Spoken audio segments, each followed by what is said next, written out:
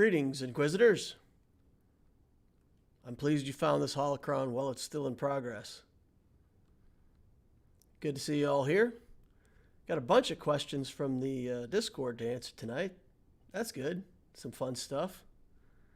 Got a couple grand arenas to do. One Division 1, one Division 10.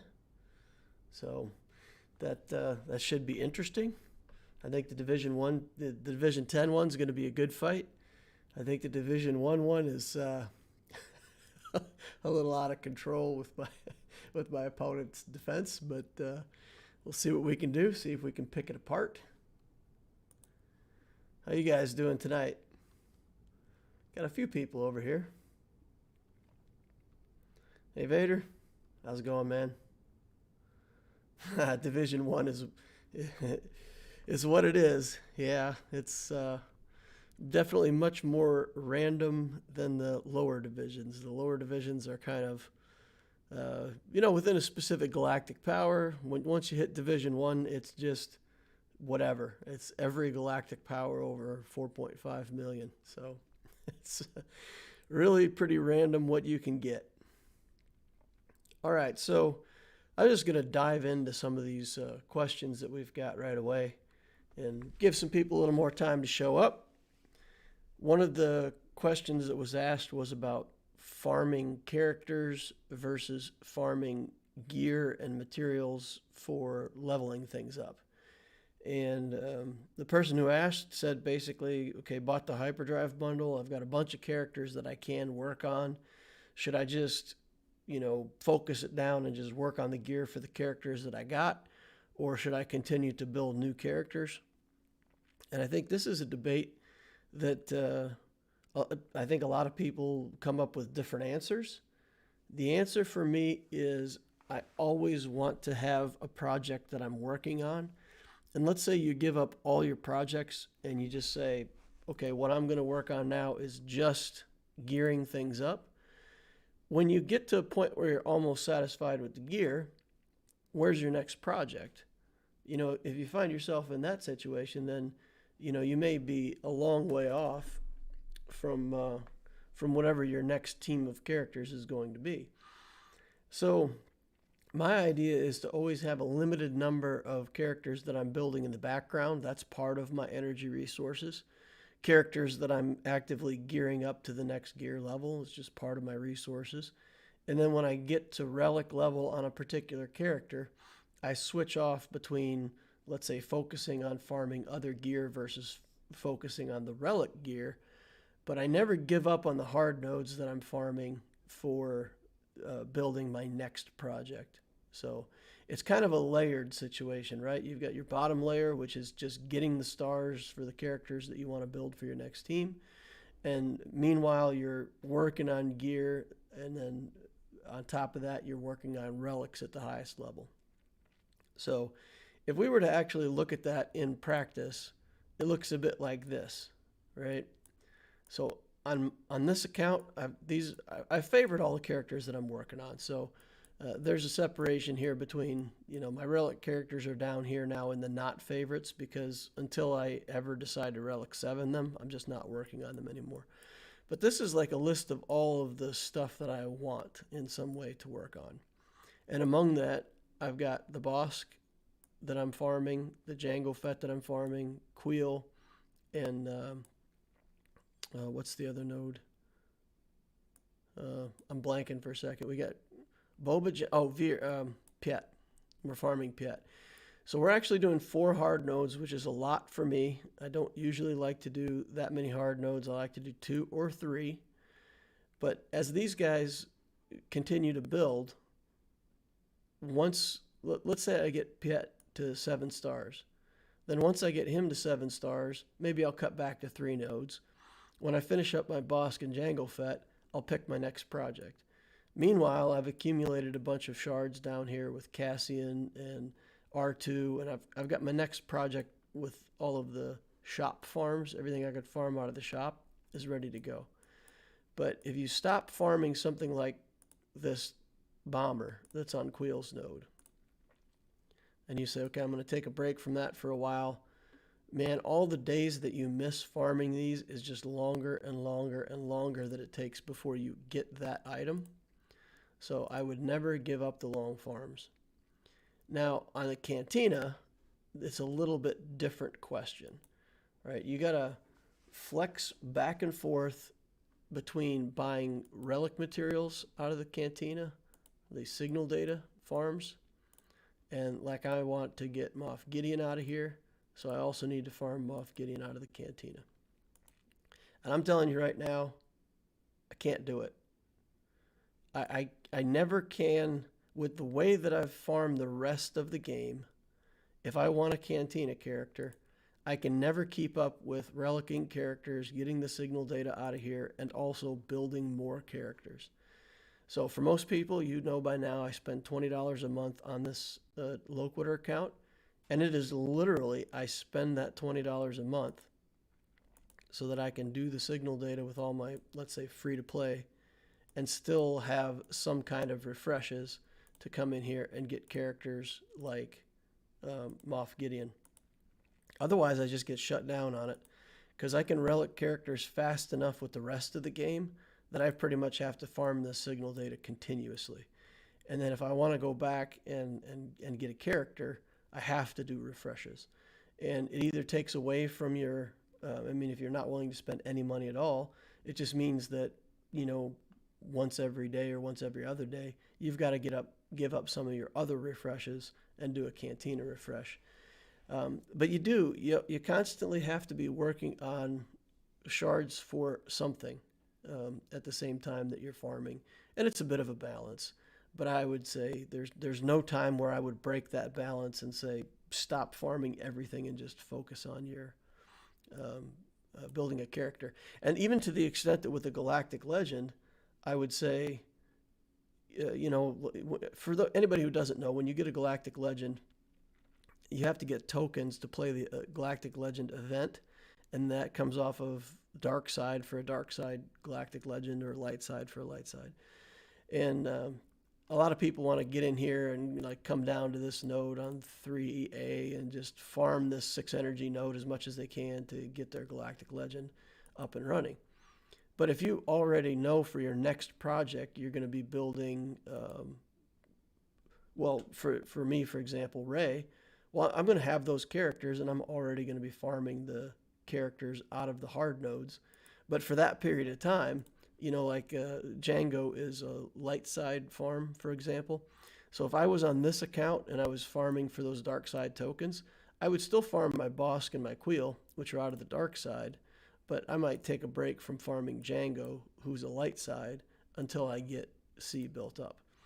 So you might change it around a little bit, but I certainly wouldn't give it up and walk away from it. All right.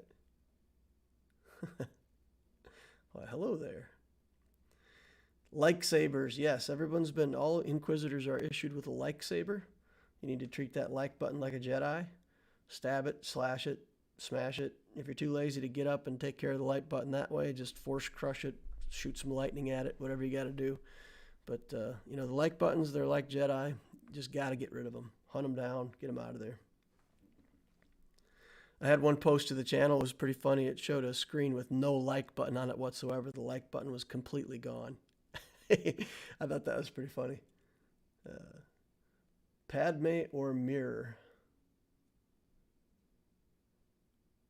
Okay. Vader, what you talking about with the Padme or mirror? If there's no Malak, use CLS Padme. Oh, he's probably answering a question that I don't see. Okay. All right, so another question that we got from the channel was, if I go for the Sith Eternal Emperor on this account, what do I intend to build as a supporting cast? So from my point of view, the supporting cast for me is going to be the armor. If you build the armor and you get the armor on Palpatine, that is a way to make him solo most things in the game. I may try a clever trick that I'm thinking of with Palpatine to make the armor work right away. There's some videos out there with Galactic Legend versus Galactic Legend where They put up a certain character that gets attacked first. It triggers the armorer's ability, and then the armorer can put 3 stacks on right away. Let's see if we can get to her. Where's she at? Where's my armor? I don't know. Somewhere in here, I feel like. Armor. So there's something on the passive, right, where the first time another ally falls below 60% health, the armorer gains a stack of Beskar ingot. So if you set it up that way, you can take a hit on one of your characters. She gets the 3rd ingot. First time she goes, she puts that on Palpatine. And he gets really crazy powerful then with the protection regeneration and the counterattacks and all the stuff that comes off of that armor. So I'm definitely going to build that. You know, the Triumvirate works pretty well with Sith Eternal, maybe the tank, the set tank, the Sith Empire Trooper. But I'll keep it simple at first. I don't intend to build like a Darth Revan specifically to go with the Sith Eternal Emperor or anything like that.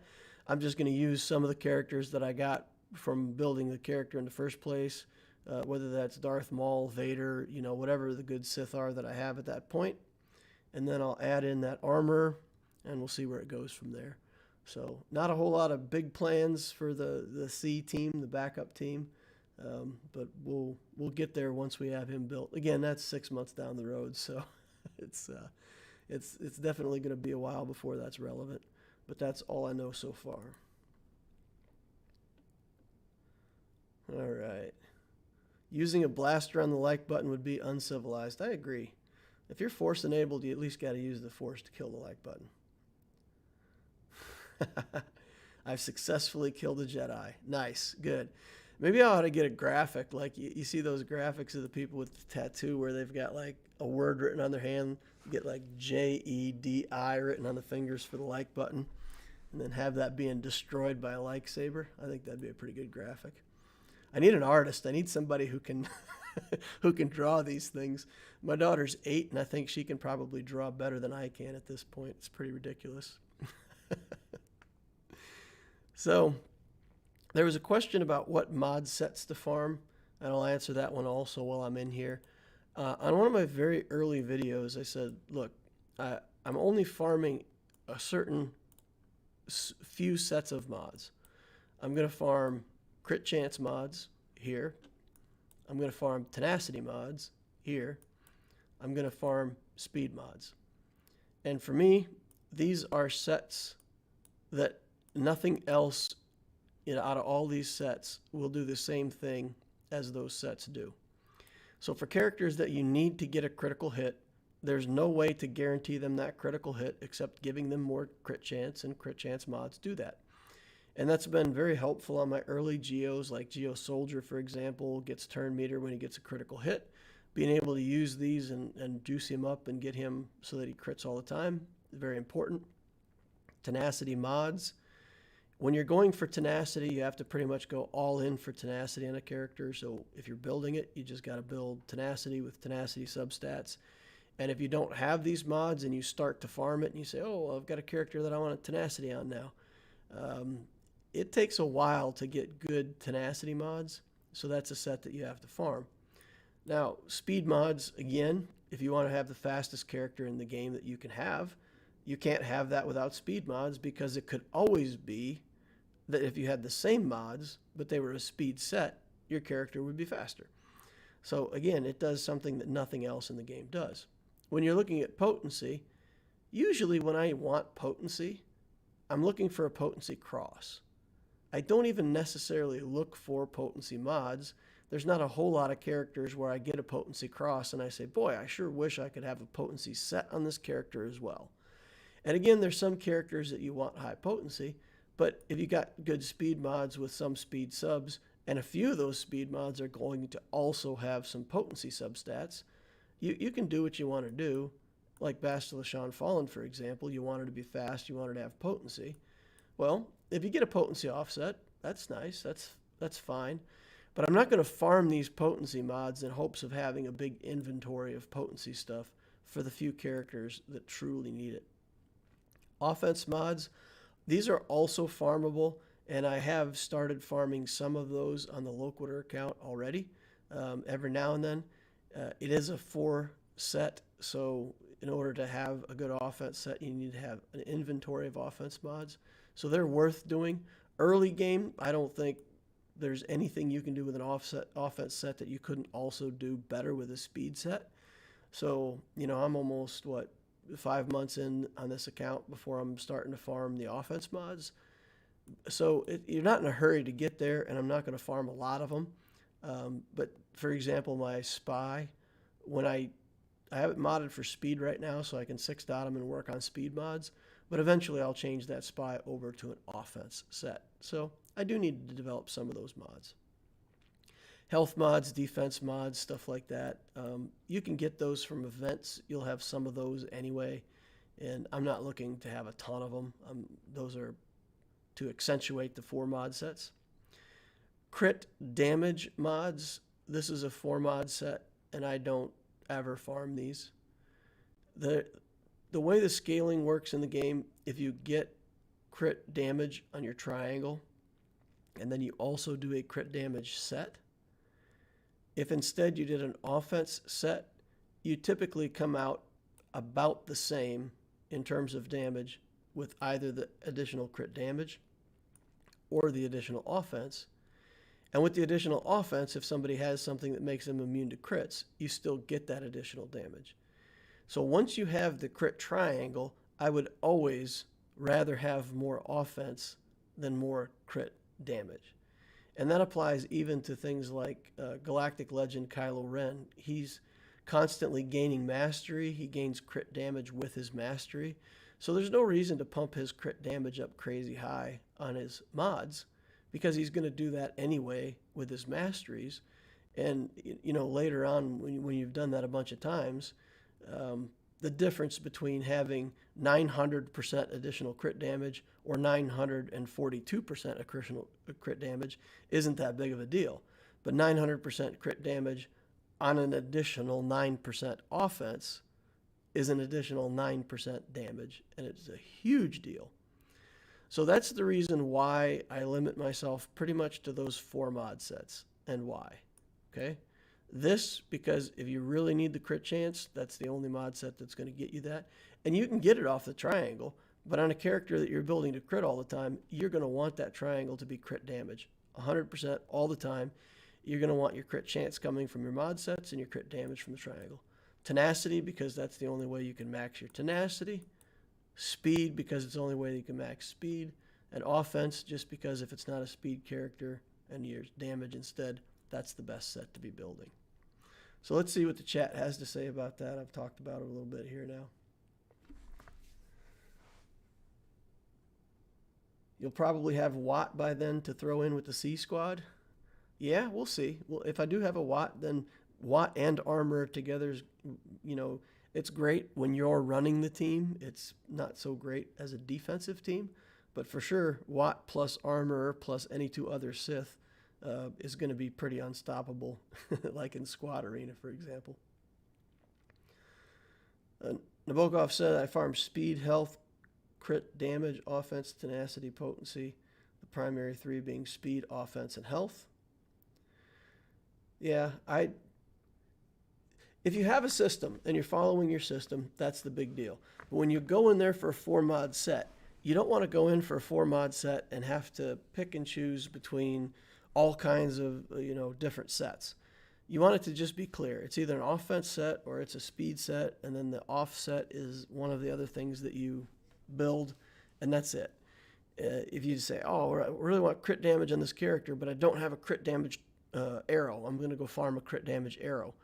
That's where you get yourself in trouble, because you could farm for a long time before you get the crit damage arrow that you want, and meanwhile you're adding a whole bunch of other crit damage stuff to your account. So again, if that's your strategy and that's what you do, that's fine. But limit the amount of mods that you farm. I don't think you have to farm every different kind of mod, because you won't need it. You won't find yourself looking for those mods when you're trying to mod your characters anyway. All right, so we've spent a little bit of time answering questions. We've given people some time to show up. Let's go ahead and check out this grand arena, see what we've got over here at Division 10. Last matchup was a loss. We kind of knew that was coming. We had this Kylo over here that we couldn't deal with. So we ended up stuck there. He ended up stuck on the back wall. And he did better than we did. My next opponent, Night Sisters everywhere, Relic Asajj.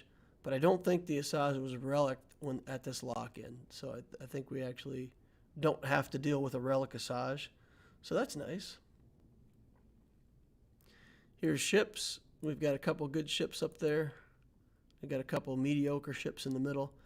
But definitely enough for 2 fleets. You know, we do only have 1 good capital ship, though, which works to our advantage. So if he saves stuff for offense, his defense is going to be easy. If he saves stuff for defense, then he won't be able to kill our squad that we've put on defense, I think. So on ships, I think we're in good shape there. Here we've got Night Sisters and clones. That's the highlight for the team. There's a bunch of other stuff down here. We've got some Geos that are started. The Brood Alpha doesn't have the Zeta on it yet. So he's got some other stuff. But this account is tight. I mean, it's literally just Night Sisters, clones, Geos, and then, you know, it looks like the Phoenix probably is what he started with to make his way through the early game and get his early galactic wars done and such. So, all right. I found your channel a couple days ago and have binged a lot of your gearing videos, your relic video, and what's the best node video is very useful. Thank you. Hey, you're welcome. You know, I'm glad that stuff is helping. You know, I've just tried to figure out the best ways that work for me, share that with everybody else. And I always say, you know, if you get out there and you search the YouTube and you find all different kinds of stuff and you watch several different approaches, you can definitely settle on the thing that works best for you. But I appreciate that. Thanks for the compliment. All right, so in order to set defenses against this, we said, okay, he's got a lot of Gear 12s, but the Relic is probably going to hold against his teams. So we did go with the Geos here as usual. On the ship part of it, we're doing just our better ships with the Home 1, and it's not a great fleet. It's only 145,000, so all it's meant to do is just hold its ground against something that's terrible. We did put the Jedi over here because he doesn't have a good way to deal with all of this extra protection up that she's going to get initially and be able to send Yoda across. So this team won't hold, but against what he's got, assuming that he's going to take the clones on offense, I think they're going to be able to steal a lot of banners from whatever team beats them. So they'll lose, but they'll lose a lot of banners in the process, and they've done their job. The defense that he set, here you see the Night Sisters, and here's that Asajj, and she's not Relic as she's set up here. 60,000 on that team. That's a tough team. And then we have the other Night Sister team over here. Bunch of Zetas on these characters. We've got a weak Spirit, but you do have Daka in there, and you've got the Talzin lead. And this Talzin lead brings somebody back. So even if I kill the Spirit right away, that Spirit's constantly going to be doing the basic attack with this revival every time the Night Sisters get to go. So we got to do as much work to this as we can right off the bat. We got to get this Daka killed and, you know, maybe have to come in and do a cleanup. But over here, you know, that zombie is going to be tough enough that, you know, we're going to have to work through the zombie. And it does have enough speed that it's going fast enough that we can't just automatically park it. He's got the Acolyte that goes into stealth, so we have to have area effect to beat this Acolyte. So this team is pretty much demanding the troopers and the snow trooper to be able to do his area effects and take out that Acolyte. I don't think there's any other way to do that.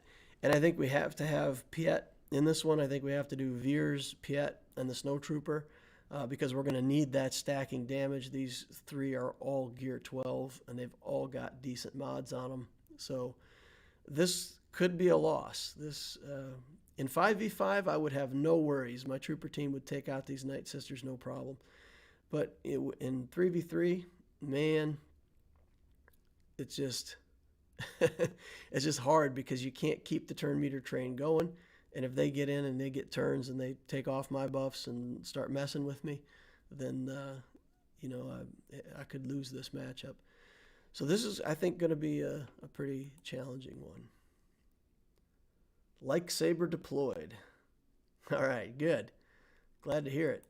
How we doing? About 2/3 of the people have used their lightsabers. About 1/3 of the people still haven't learned how to stab that like button like it's a Jedi. We got to do that. We're planning to play our troopers here, and if we're going to play our troopers, they feed off the likes. So I don't want my troopers to lose just because there's not enough likes in there. All right, so this team, I feel like we have to just do our little Darth Vader trick here and take in that 3v3. I feel like with the assists that Darth Vader gets, I should be able to put a pretty big hit on Daka right away and for sure kill the Spirit right away and maybe do some good work on Mother Talzin. We've got a cleanse on the Sith Trooper that might help us. And then Kylo Ren Unmasked is not that tanky. You know, he's only gear 10 right now.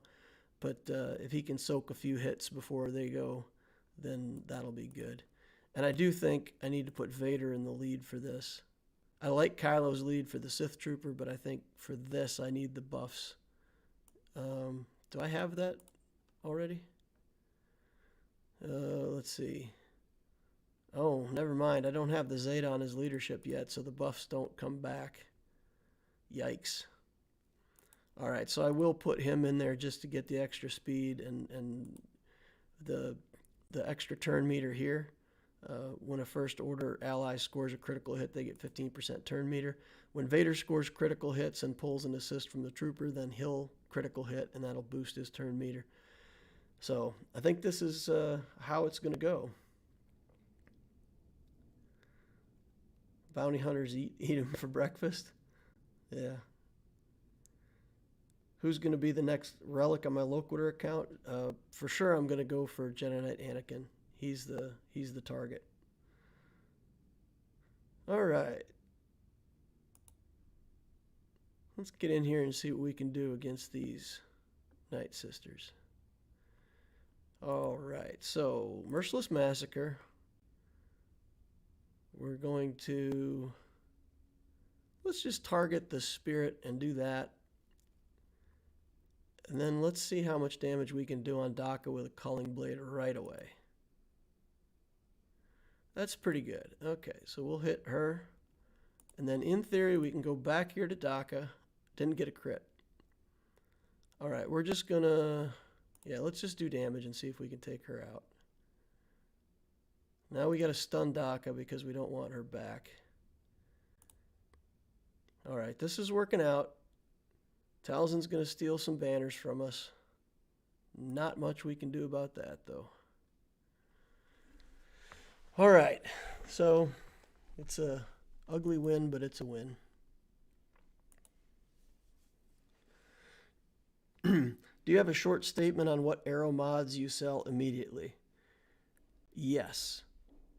Crit Avoidance is a very specialized mod, and that mod has to be pretty much perfect if I want to keep it.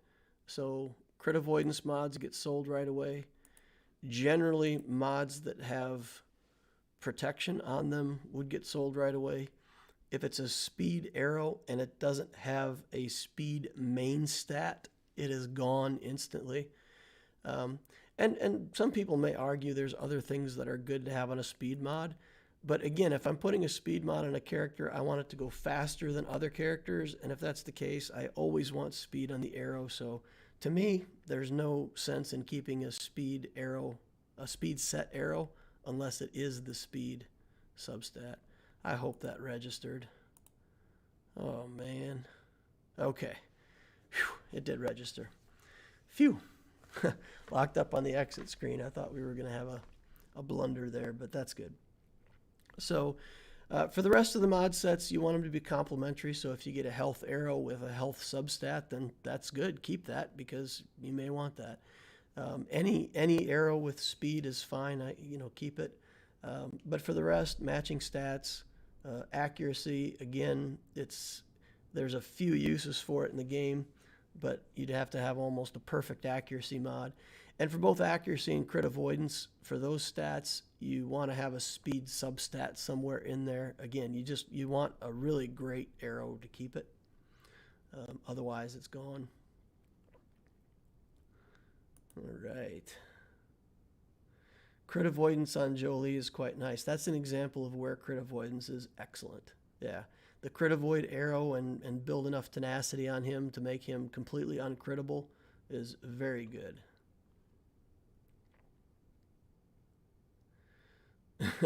Make sure you get red if you hate Geos.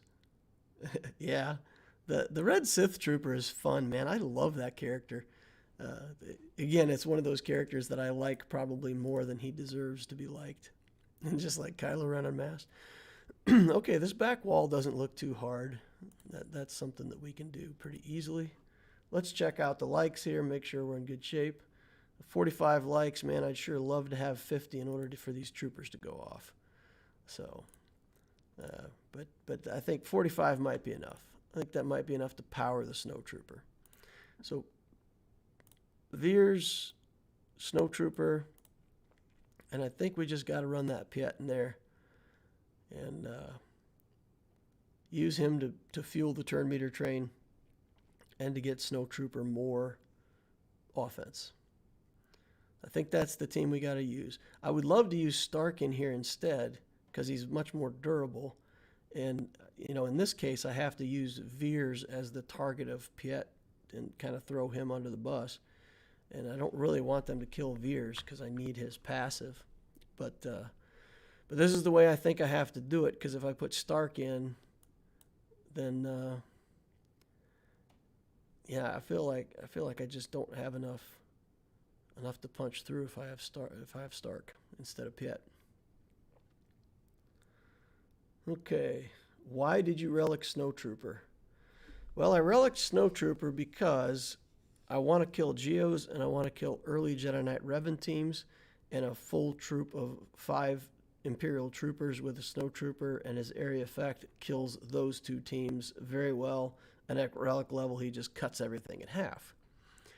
With the prevalence of 3v3 coming back now, Snow Trooper looks like a much worse choice because he is just not a premium character in 3v3.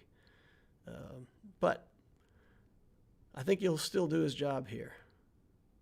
Yikes. Man, and Veers is gone. Okay, let's see what we can get done here. Let's do a little damage there. Let's see. Come on, get another turn, Trooper. You got to get another turn, buddy. You got to get another turn. A turn where you're not stunned. Yeah, that's not going well. Let's see. If I kill that zombie, it just comes back. It's going to gain life. So I think I'm going to bore you guys to death and just let this time out. Just let it time out.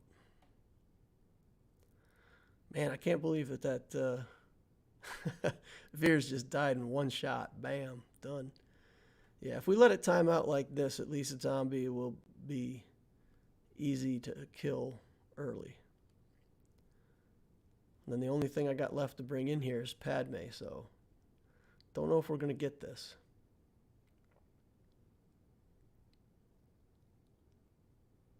Piet has a boost from Snow Trooper dying. I know, but if I use him, if I kill this zombie right now, I'm going to be stunned before I get back around to my next turn, right? Well, zombie has the stun. But I don't think I'm going to get my next turn. I kill the zombie, which doesn't help in the next combat. If I can kill one of these, they're just going to be resurrected by the zombie anyway from the passive ability of the zombie. So I have to kill one of these 3 times with Piet. I think I'm better off just leaving the zombie like this, because then I can come in with my next team and potentially kill, work through the zombie more easily. So I don't have a lot left. I've only got the Padme team left, and they're not good enough to get through this Night Sister team. So we're going to have to see where this leads us. You have to get off 2 turns on Piet to get his area effect. Yeah, no, yeah, zombie will come back without taunt, but she'll still have 1 speed up, and everybody else will go before I go. And I do not believe that I will have any effective use of this character. Man, I needed to get that. I needed to get this Imperial Ambition onto Veers before they killed him, but man, he went out fast. The Night Sisters were just too fast, hit too hard. I knew this was going to be a tough team to beat. So we'll see if we can do it. Next battle, you kill zombie, it's going to come back full health. Yeah, but it'll have a speed debuff on. So I'll at least be able to knock its speed down a level or keep it at neutral speed that way. And if I have to play my Padme team over here, then it's I have a better chance if I can kill the zombie at least once at low life. If somebody can explain to me, whatever, I'm happy to listen to it.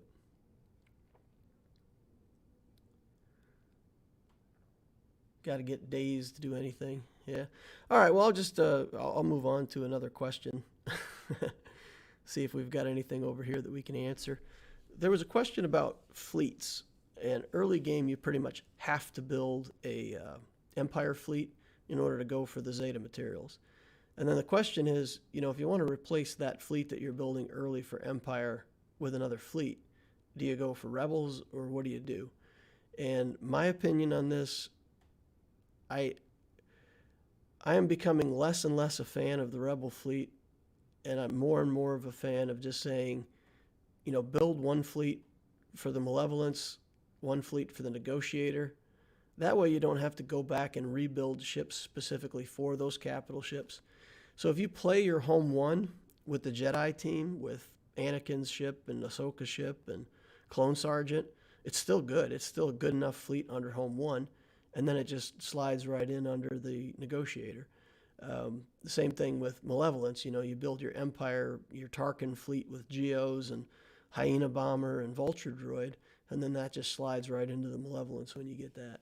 So I think that's your first 2 fleets that you work on, the ships for those fleets, and skip the Rebel fleet. All right, so let's look at what we could play back here. This is still 39,000, so it's also no joke. But she doesn't have any stealth. So we've got Bounty Hunters still to play. We've got some kind of Empire team that we could play. It's not a very good Empire team.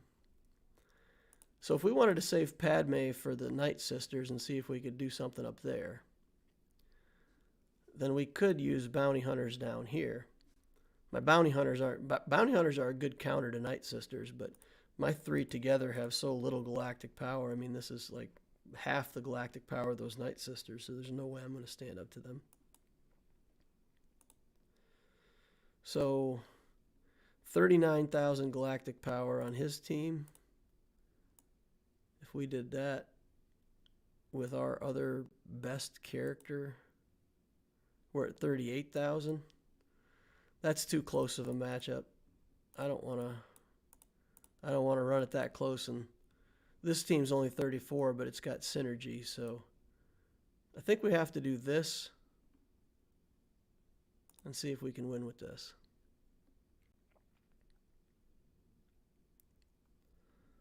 And get taunt on Bosk. We'll start attacking this little guy over here. Yeah, we're not going to use the flames quite yet. We're going to wait. We're going to give everybody ability block. Then Talia is going to get stunned. Then we're going to put the fire on everybody. Go back to working on Chopper. And now we're going to rocket Talia. Try to get her dead. Okay. There's that. Taunt on Bosk again. Go back to working on Chopper. Alright, this should be over fairly quickly. Alright. 53 banners. It's a pretty good win on the back. So we've cleared 2 zones.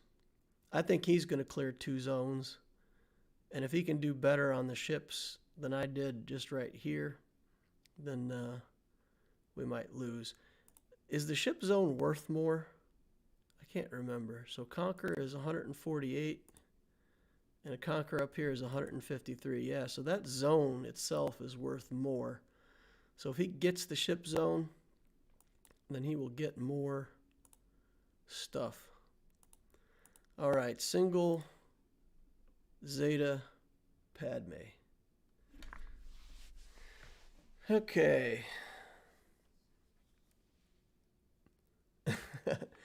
I thought you were going to fight the other Night Sister team with the bounty hunters. No, I'm still not going to win, right?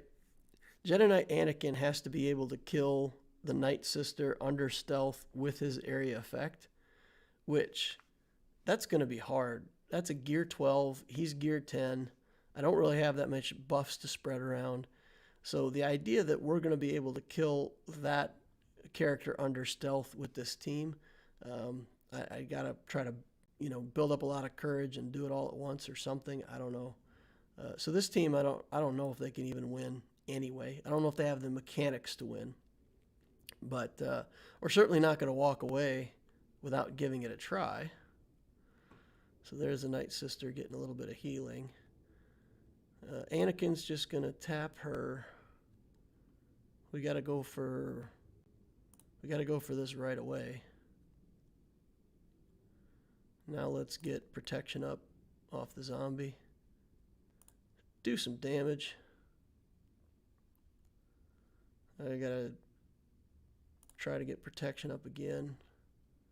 1 kill on her. Man, that hit on Asajj was like nothing. It's like not even noticeable. Asajj is like, did something just happen? Did someone touch me? Not sure. Yeah. It's too good. It's too good of a team. Yeah, this team is good in 3v3s, man. The Trooper team is just a sad team for 3v3s. It's so good in 5v5, but when you divide it up, basically the 3 officers make a good team, but it's hard to build a really good Trooper team for 3v3. If my Piet was 7 stars and relic level and fast, then obviously that team would be awesome. Him and Veers and the Snow Trooper would carve up everything. But at low gear level, at low stars, you can't hide behind your one big character like you can in 5v5.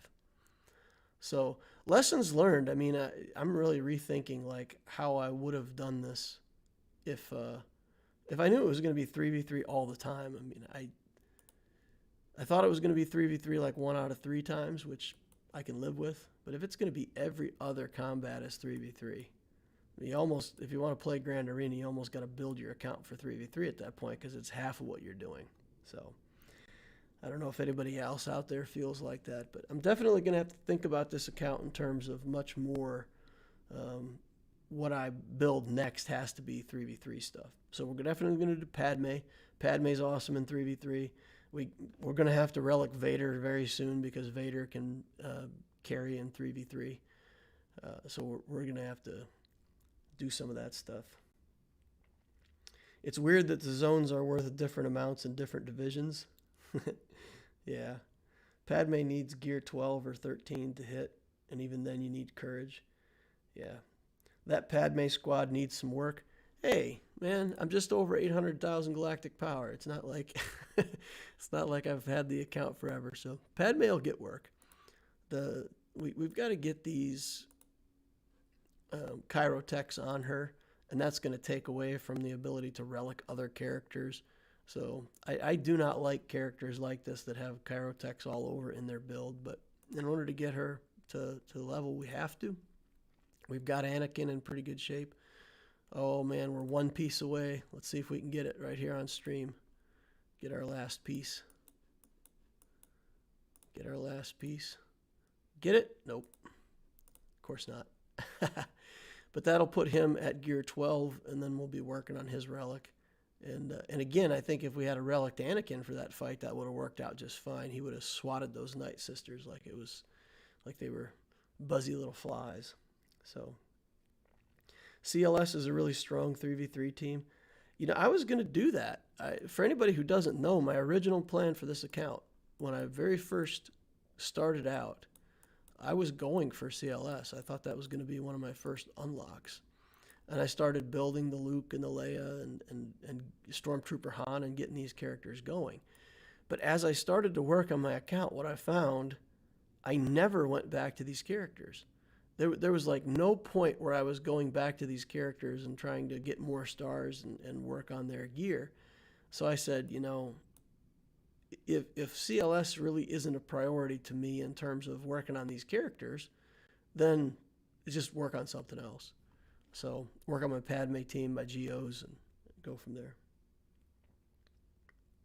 I always put them on the back wall, and they've only been beaten once so far.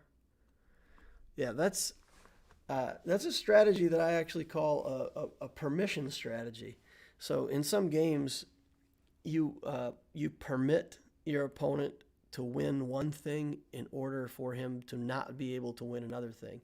So if you've got a team like that that's really strong in the back wall, and you can put some really good teams in front of him, the opponent is not going to expect that you're going to give up your CLS on the back wall. They're going to be thinking that you've got it on offense for sure, and they're going to throw teams at your front wall defenses, and when they open up and they see that back wall, they've used up the teams that can beat the CLS team, and they're just done. And then they're sitting there looking at something that they can't beat.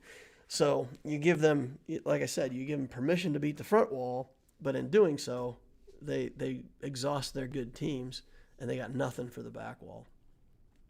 So, yeah, fun stuff. I'm naming my strategies now. All right, so this is unusual. I'm trying to get the other window up and running, and it's not. Okay, there we go. We're going to switch over to the main account now,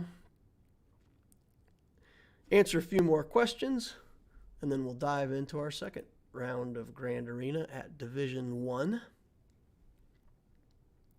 That's a really good tactic. It's won so many rounds. Yeah, the only issue you have with that is swgoh.gg, and if players go there and they scout you and they can see what you put on defense, you won't be able to trick them if you do it all the time. But that almost isn't even an issue now, because with the switching back and forth between 3v3 and 5v5, it changes your tactics, and you know, you're not likely to use the same teams all the time in 5v5 as you do for 3v3. Obviously you can't. So the ability to go scout on SWGOh.gg is less. And the amount of battles that they have in the history isn't enough for you to go back and check the last 3v3. So it's actually to the extent where, you know, it's little traps like that are going to work much better now, because the opponent can't scout you and find out that that's something that you do. So that's actually interesting. But yeah, it makes it harder to scout anyway. Arva says, let's just say my Night Sisters have done exactly that. Yeah. Yeah, so, yeah, the Night Sisters are not a bad team. They're a good team. And if played properly, can get you a good raid score, Arva. Yeah. Arva says, I wish everybody find a good luck finding a consistent strategy because you switch it up every round. Yeah, and that's a way to get around it. But most people, there's a lot of people who don't care that much about Grand Arena. They just do the same thing over and over again. So it's possible to get some information. All right, there was an incredibly long and complex question about finishing Jedi Knight Revan. And it goes something like this. So imagine that you have maybe an early game Jedi Knight Revan, and you've got Grandmaster Yoda, you've got Jolie Bindo going. You've also got an Empire team with your Palpatine, Thrawn. You've built Phoenix maybe early game to do something like that. And you're starting to put together an arena team with Jedi Knight Revan. That's doing good. So you don't need to necessarily build a team specifically for arena. And like the whole world's an open playing field. Like, do you go for gas? Do you go for Darth Revan to get Malak and go that route? Do you start working on Jedi Knight Luke to go into Jedi Master Luke? Do you farm for a Galactic Legend?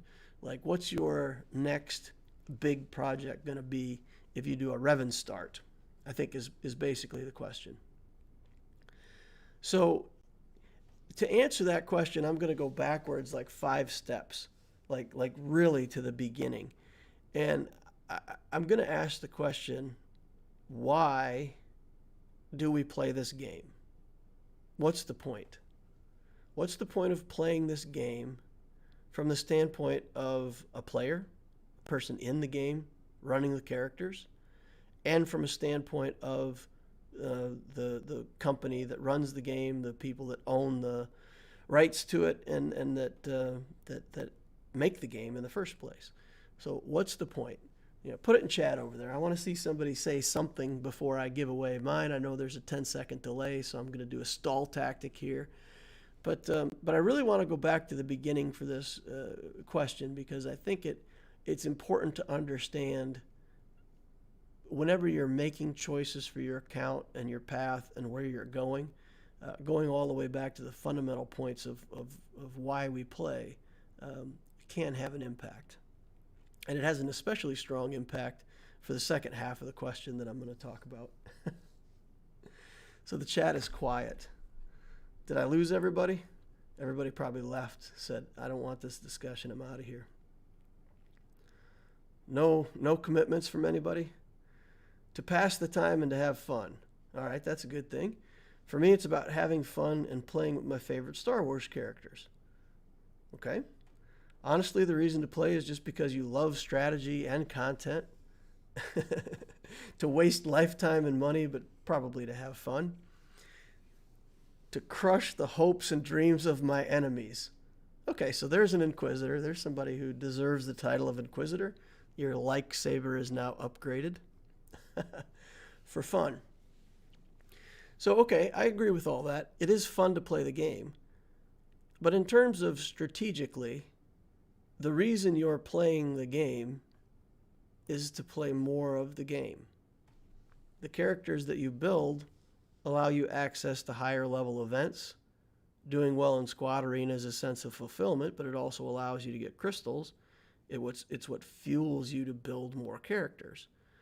So, in fact, aside from the fact of having fun, making friends, being part of your guild, like all the social aspects of the game, and the strategy aspect of the game entertaining you, that's all true. But in terms of mechanics, the point of playing the game is actually to play the game. It's to unlock the next set of characters. So when picking your next strategic decision, you have to think to yourself, what in the game is it that I'm going after?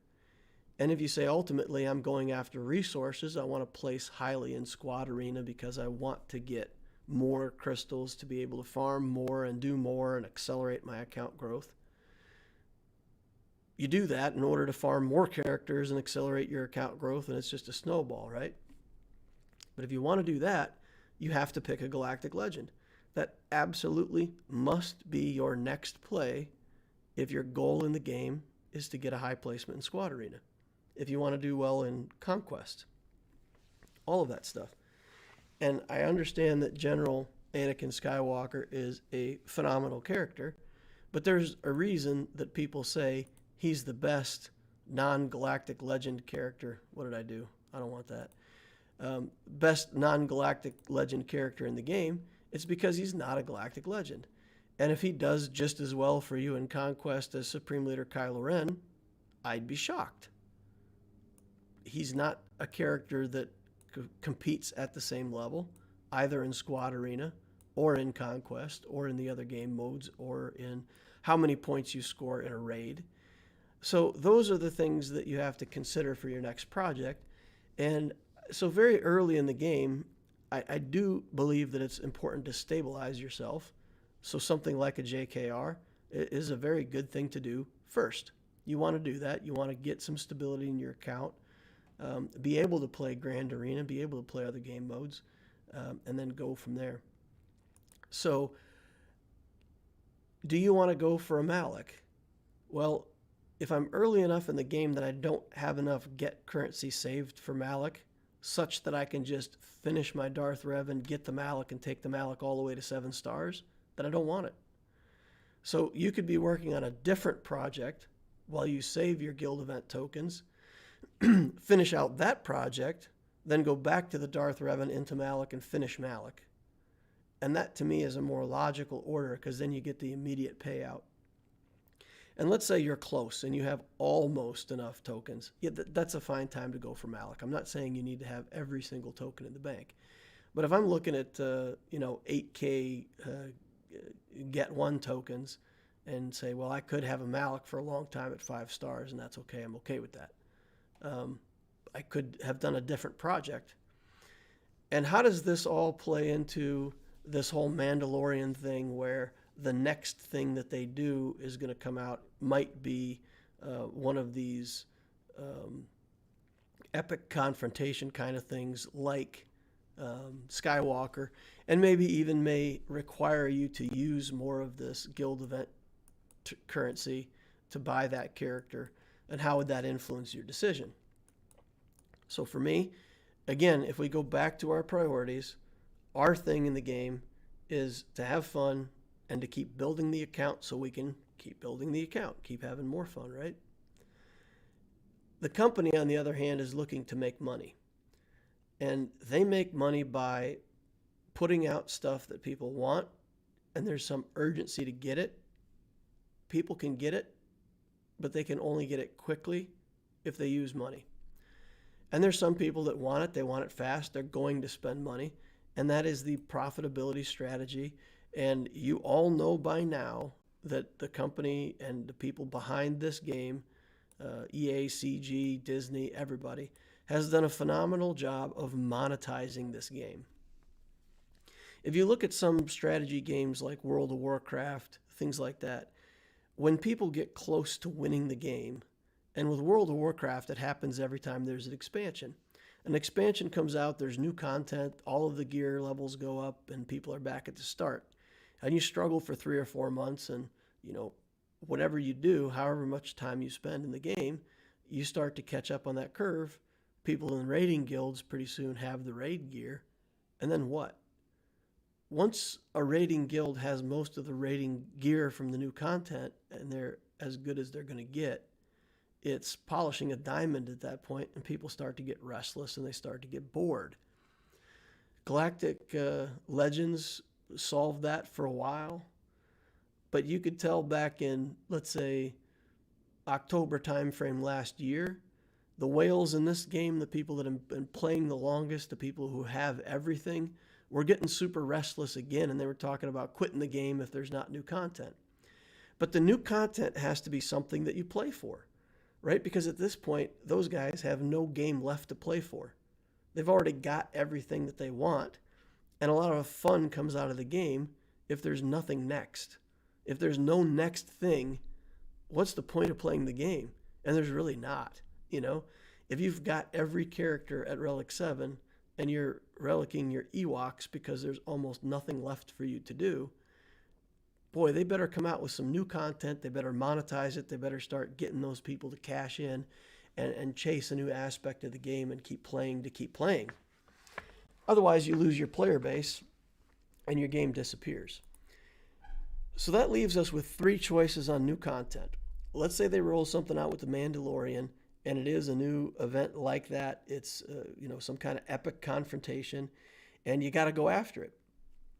Okay, fine. 3 choices. You either go all in, you spend money, and you get it. Or you don't spend anything, and you wait, and you get it when you can. Or somewhere in the middle is where you say, okay, as soon as it comes available free to play, I don't care about the single shard drops, I'm going to go for it. And then you do that. So to me, it shouldn't change your decision around your next project at all, unless you're already 5.5 million galactic power or higher. Because then the new content might make you decide, well, I'd rather go for that event than for a gas event or for a galactic legend. I'd rather do that. And you've already got enough stuff in your account that that's a relevant decision. For new players, there's no way I would go for the new content. There's no way I'd spend money on it. You could spend money on the game and build both your Revans and your Malak and do all of that stuff for cash for less than you're going to chase, some kind of a new event. If it's like a gas style event or like a Jedi Knight Luke style event where you got to relic characters and qualify and do a very difficult set of things to get your character. Any money that you spend in the game is going to be better spent on older, more relevant characters that you can get and do plenty of stuff with. So I would never recommend for a new player, if you're under 2 million galactic power, there's no way I would chase a new event like that. Unless you've already been chasing it and you've got Beskar Armor Mando for some reason, in which case, again, you've spent a lot of resources on something that's could have been spent somewhere else. So there's so much good stuff that you can go for in the game that you make those decisions and you go for it. It's only when you've already gone for that stuff and you've gotten your account to a point where it's a choice between, the very most premium stuff that's left. And then if you don't do the new event, you get left behind. Then it's relevant. So a long discussion, but yeah, it goes back to game theory and keeping the players satisfied, and they got to keep coming out with new content so that the people with everything can keep playing. But if you're a new player, don't chase it. Wait 6 months, and when the guys that chased it are playing it and you can see how it plays, if it's a god mode for the game, then start working on it free to play. All right, so what else we got? Protecting my GP, how many stars should my Vulture droid be ready before activation? Vulture droid, the pilotless ships are all viable at 4 stars. They get really good at 5 stars. But if you unlock them and 85 them and put up their skills at 4 stars, they're already pulling their weight. And then it just goes up from there. Also, I would say there's no point where the pilotless ships are really considered bloat.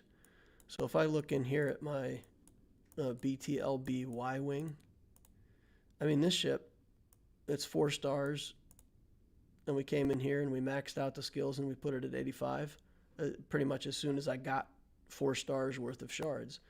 And 30,000 galactic power, this is not wasted galactic power. This is going to do something for me for a long time. It's just going to get better from there.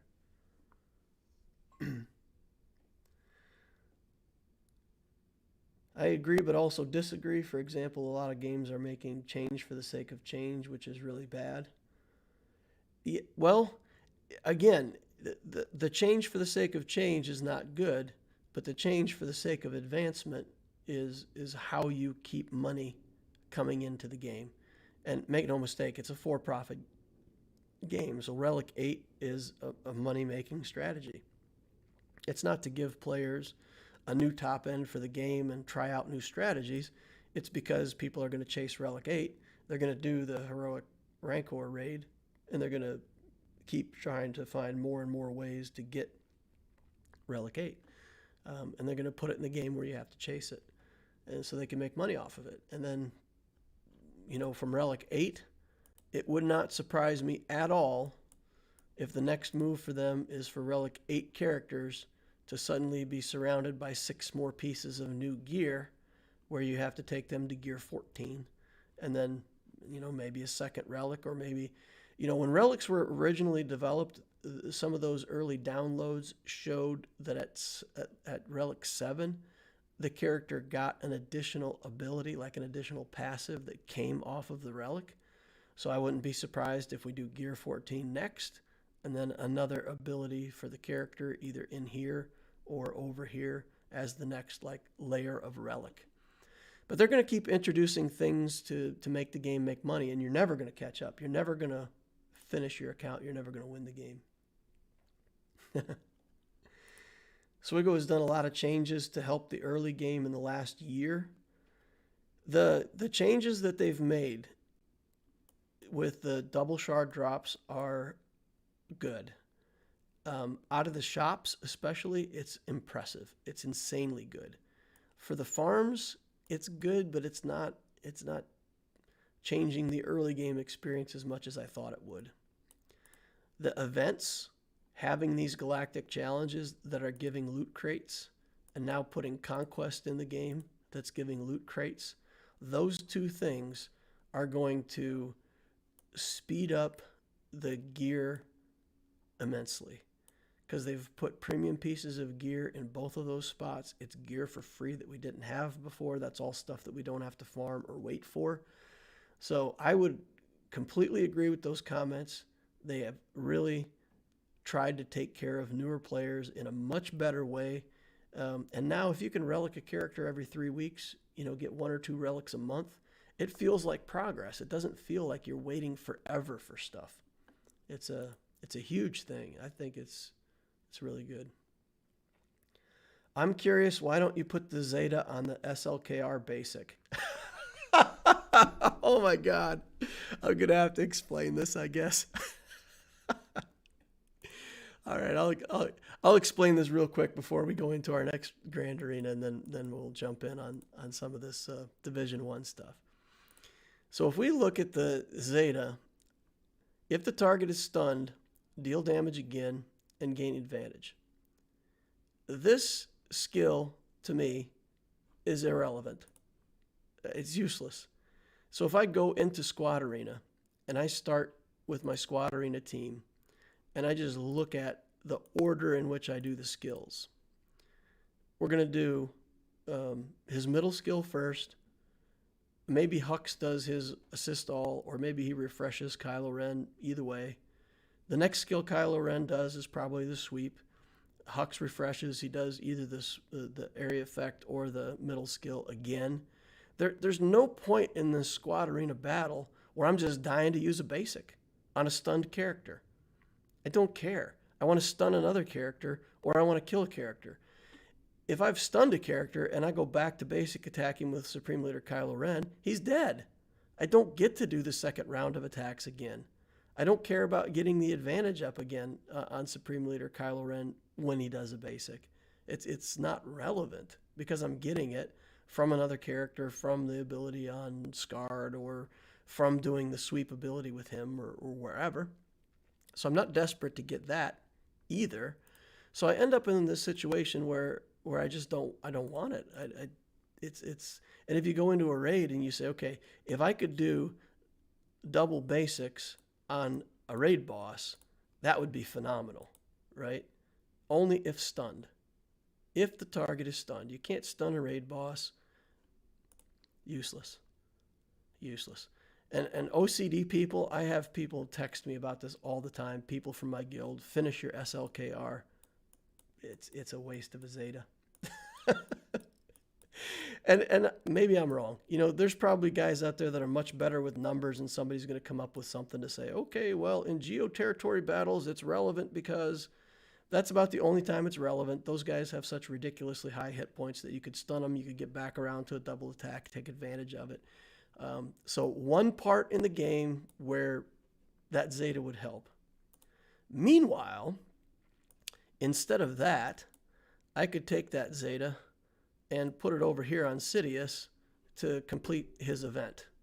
I could put that Zeta on Barriss Offee and make this character from useless into something good. I could put his Zeta on Commander Luke Skywalker. That makes him a much better character. Like what I can do with that Zeta here has very minimal use. What I can do with that Zeta anywhere else is better. Advantage equals no crit, which boosts survivability a ton. But I'm never dying. My Supreme Leader Kylo Ren isn't dying in squad arenas. And unless I really mess up the matchup, it's not an issue.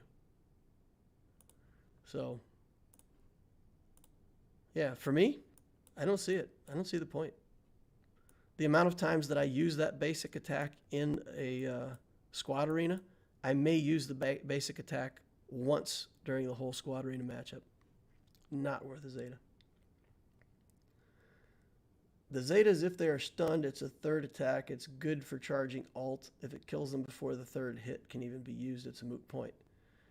I understand that when the skill is relevant, it's good. My point is that the triggering events around the skill itself are going to happen so infrequently when I want them that it's not relevant to spending a full Zeta on. So the amount of times that third attack is relevant, that's what I'm saying. So even in a squad arena, let's say I stun your tank. Let's say you got the Sith Empire Trooper and I stun that guy. And he gets taunt back, and for whatever reason I want to kill him with a basic attack. Those first two hits off the basic attack are going to kill him. I don't need the third hit. It's not relevant. You will against JML.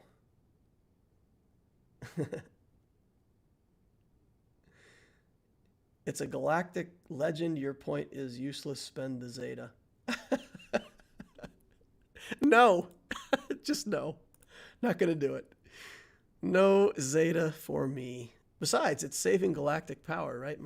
My Supreme Leader Kylo Ren's just slightly less galactic power than other Supreme Leader Kylo Ren's. It's optimizing. I think at this point I might do it just to drive people crazy. So anyway, my opinion, anybody can do whatever they want. You can follow the same advice or you can put the Zeta on there. I don't mind. I'm not saying it's right or wrong. My choice for my account. All right, he put up a wall of every good character he has. This is like crazy. Crazy. You've got Gas, you've got full clone team here with Shakti, you've got Supreme Leader Kylo Ren, you've just got like most of the best things that he has he put on defense. So he's still got Jedi Knight Revan and Luke and some other stuff that he obviously kept for offense, but he put a lot of this stuff on defense. So his galactic power is 500,000 more than mine. He's got me by a ton on characters. So if we look at his stats, he's got a lot more characters than I do. Yeah, pretty much got all 500,000 in characters. So if we did the comparison, I did the comparison earlier today, and in terms of relic versus relic, we're pretty close to even. In terms of mods, I have him on mods. Sector 5 won victory in Sector 5. But then you look at his account, and it's this through the middle here, these Gear 12s, he's just thick with the middle. It's just forever for all these characters that he's got. And the characters that he has up top here, he has a few more of the premium characters than I do. He does have the General Skywalker and both Revans, and his Luke is relic and has all kinds of Zetas on it. So this is going to be quite a matchup. So my question is, especially against this Darth Revan team,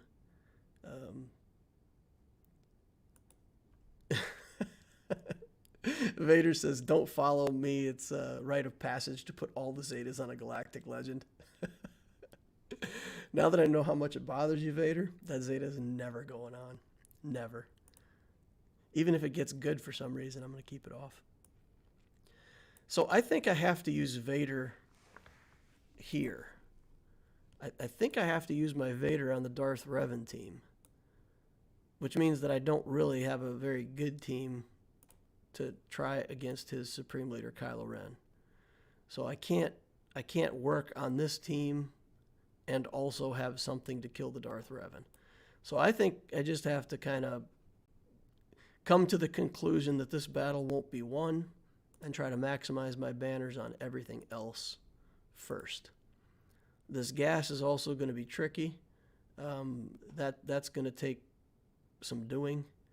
And if people have suggestions on what to do for this, if my CLS was relicked, I might be able to CLS this.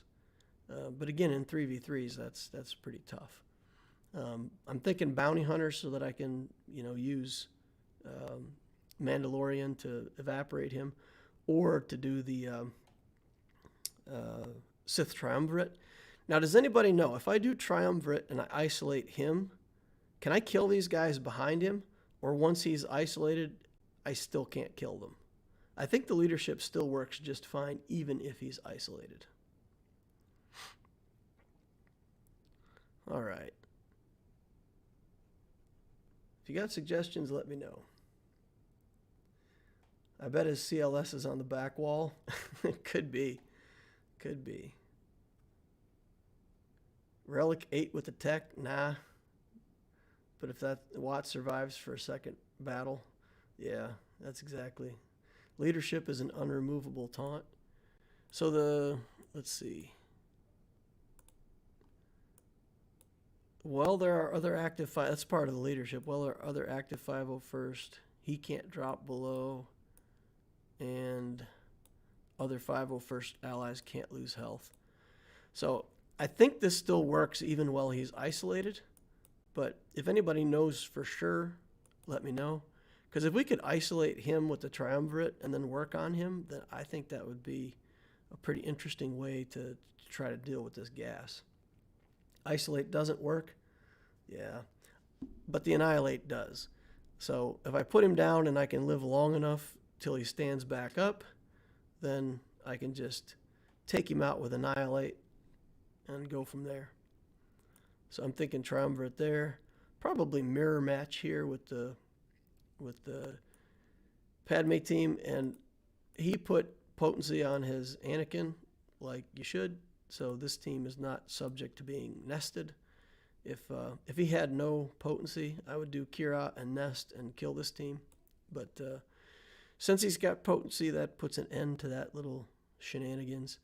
And then we've got a good team here that we have to deal with.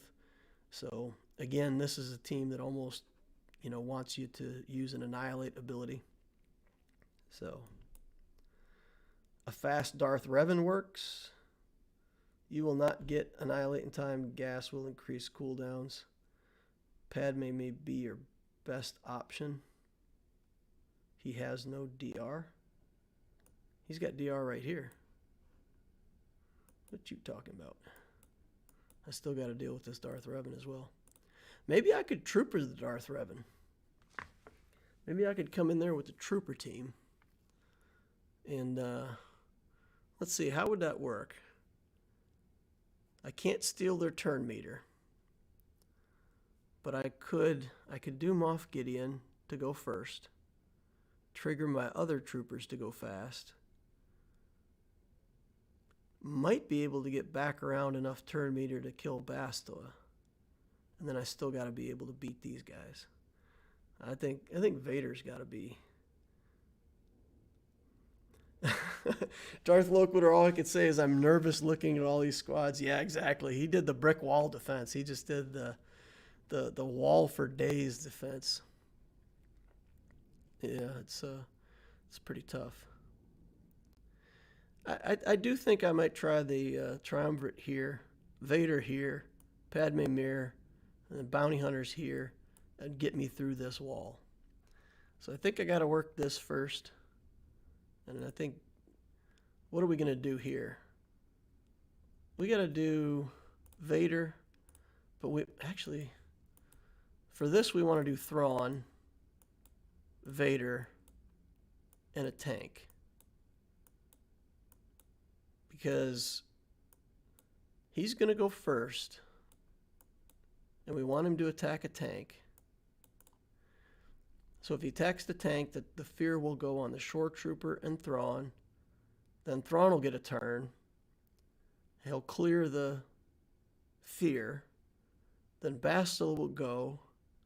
All of her debuffs should give Thrawn another turn. Whenever they resist a detrimental effect or suffer a debuff, they gain 20% turn meter. So she should give him plenty that he's going to go straight into another turn. Then we can, either fracture or hit up Vader. And then Vader can do his thing. And then we can finish out from there.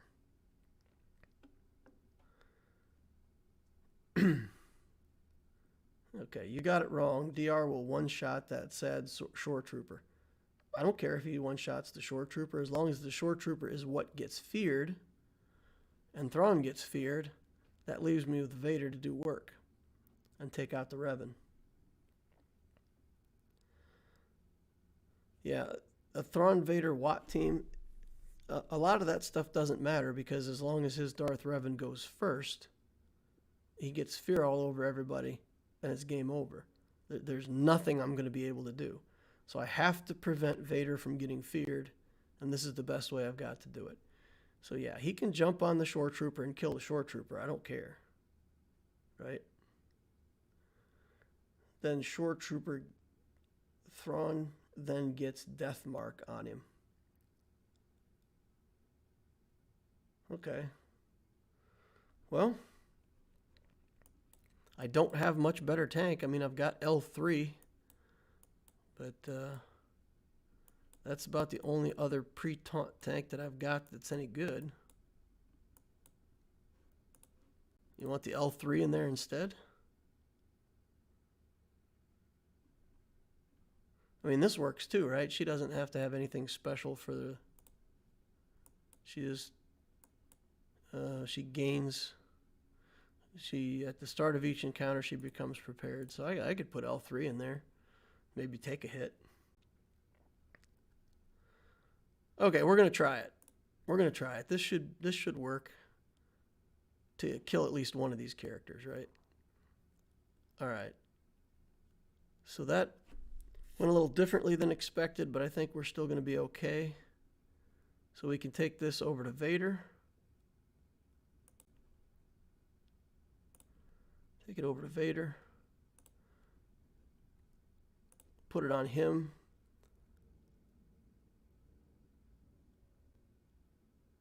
There's really no way for me to get that Darth Revan right now. Everything's resisted. Okay. That's fine. That's not fine. All right. Merciless Massacre. 10 stacks on him.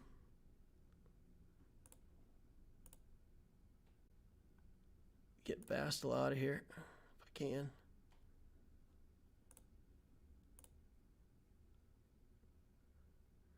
Nope. Dang it. Dang it, dang it, dang it, dang it, dang it. All right. But with Darth Revan out of there, something like a bounty hunter team should be able to clean up. So we should be able to clean up with this, right? We'll still get debuffs from Bastila, but we should be able to work through that. Should have used Force Crush.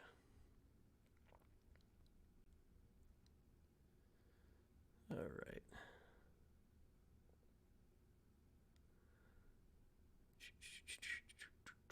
We succeeded mildly, right? So we killed the Revan, and as long as that happened, we're starting off with something that we don't mind terribly. All right, now buffed characters need to take a turn. All right, let's shoot her. Let's get an assist from... Oh, I'm getting debuffed again. Okay. Taunt on Bosk. That is really a lot of damage. Duck under. Now I'm going to get feared again.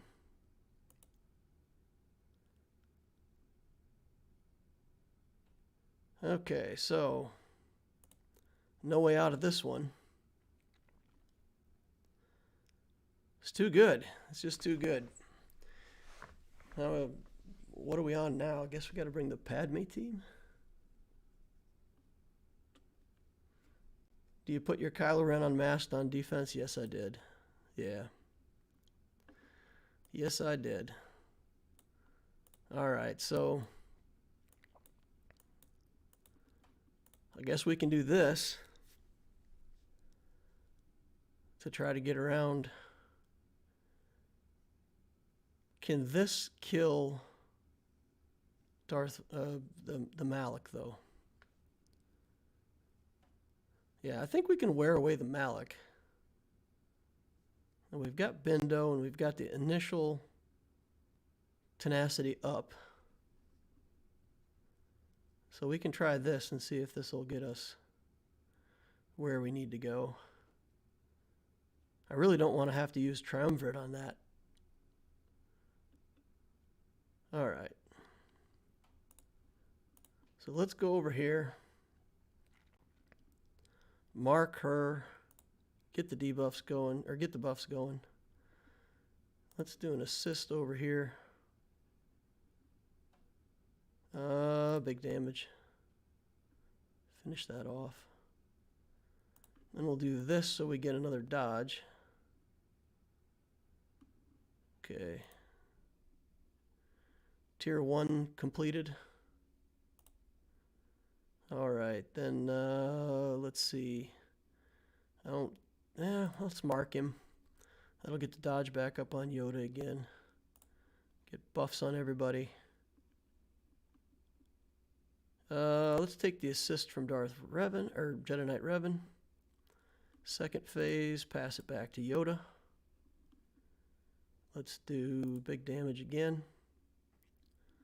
Or none. Let's just keep working. All right, mark him again. Got our protection back. Buffs up again. Basic. I don't think that was the third phase. I think that was just him using his skill. So we're going to have to be careful here. We'll do this with Yoda. Okay. Getting there. Got him. Okay. Arva's taking off. If you're already gone, man, too bad. If you're still here, I'll see you later. Glad you could make you part of the stream. Okay, so that was a whole lot of stuff that we had to use to beat that Darth Revan team. Yikes. What do we got left in the tank for this gas team?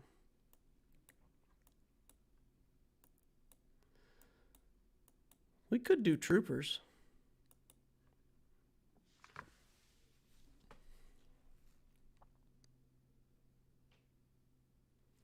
We could do troopers and just try to get a turn meter train going on him. Let's see how fast this Rex is. He's under 300, so I'm good there. So we could do something like Gideon. Nah, he can't be in the lead. Where's Veers? Let's look at our troopers. So we got Veers, Gideon, Piet. We could do something like that. We'd have turn meter for a while. We could put the armor shreds onto gas. Maybe get Rex before he even goes. This is a challenging 3v3 is just tough. It's different. So this gives me 2 fast guys. So he'll go, we'll carve the armor on Skywalker. He'll go, we'll buff up Veers. Veers will pull a mass assist from everybody, give us a bunch of turn meter. I think we may get back around to Gideon or Piet, if that's the case. So 30% turn meter on top of 25% puts us at 55. Yeah, I think we're going to get to go twice before Rex. So challenging stuff. Interesting. Let's get in there and give it a try. All right, so first thing we're going to do is steal their turn meter and get some assists. Then we're going to carve his armor. And then we're going to put the Emperor's, or the ambition on him. Assist. Man, this guy has got tons and tons and tons and tons of protection. All right, we got to get him down. We got to put him to sleep.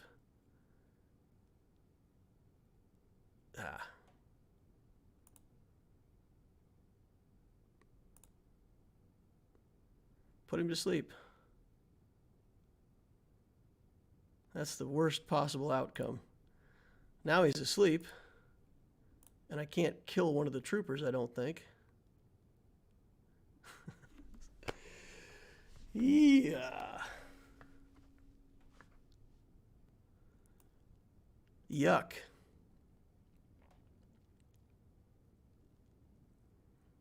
Yuck, yuck, yuck.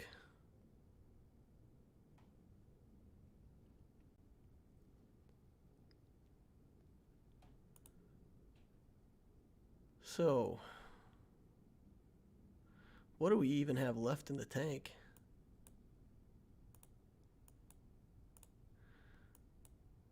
We can do that. We can give that a try.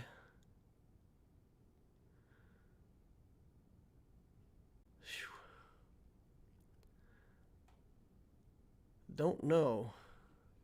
I don't know what we've got that can do work against this. Let's think about it the other way around. Do we have something else that beats Padme besides our Padme team? Triumvirate. We could do Triumvirate. If we did Triumvirate there, then we'd have to figure out something here. Oof. Did this opponent save anything for offense? Yeah, they've just got tons of good stuff. They just got tons of good stuff. They still have CLS, Jedi Knight Revan, some stuff like that for offense. They didn't save much, though. Oof. If we brought Padme in, I think we've got a good chance that Padme would beat this Skywalker. Then I don't know how I'm going to beat this Padme. That's the problem. We could Triumvirate here.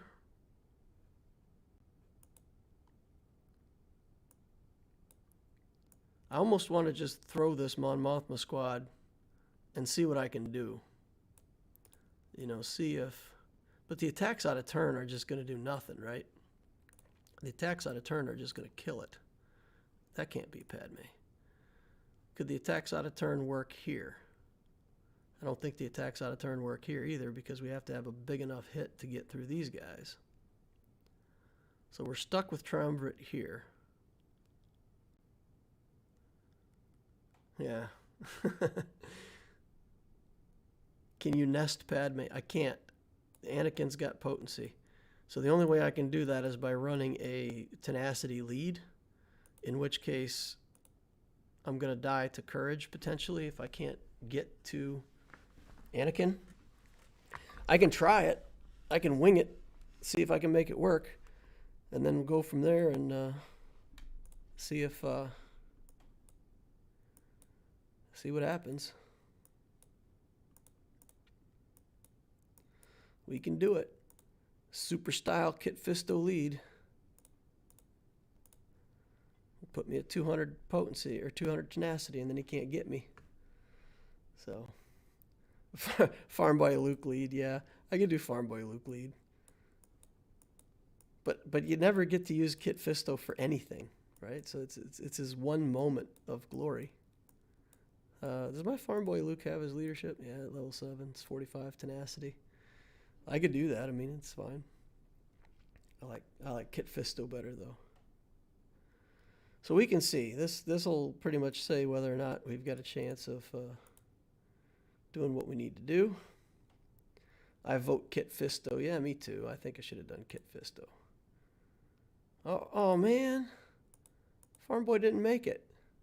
Guys, you convinced me to take Farm Boy. He didn't make it. All right, now we have to entertain ourselves with 4 minutes of something else. Yeah, see, without getting the protection back from the Kira lead, this is going to be real dicey. You really need that protection back from the Kira lead,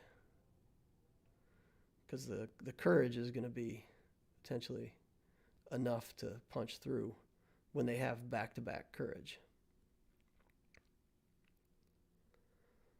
All right, I got the kick out of the way. That's good.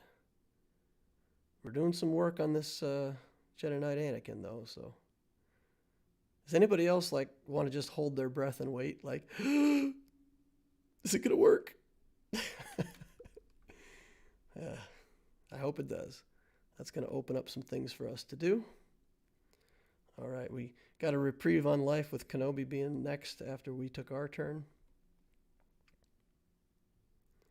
Oh man, that was close.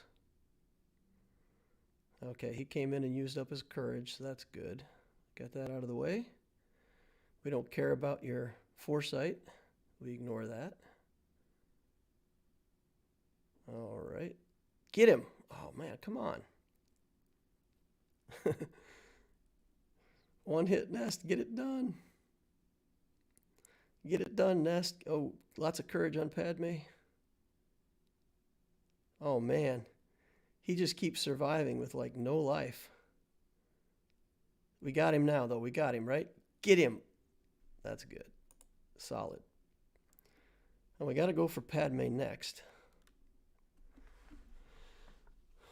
Because if we go for Kenobi next, then we'll just be beating on him for 2.5 weeks. So Padme it is. And we'll just keep working on her. Yes. Partway there.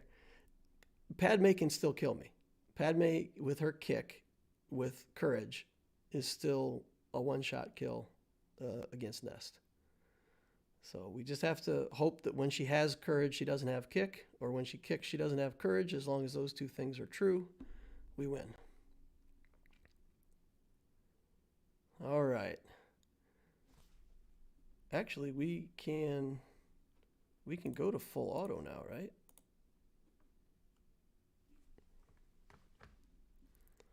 Yikes. Oh.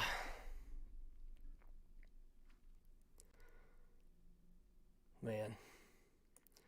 With Kira lead, that's a done deal. But when you have to put the tenacity lead in there against Padme, it's not so good. All right, but we do have hope here now, though, because with Anakin gone, we can probably take in a weaker team and have a chance. Let's do this. Let's do this.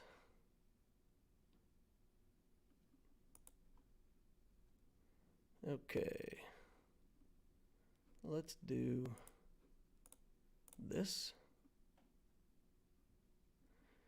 And we'll just keep focusing on Kenobi so as not to give him an out-of-turn taunt.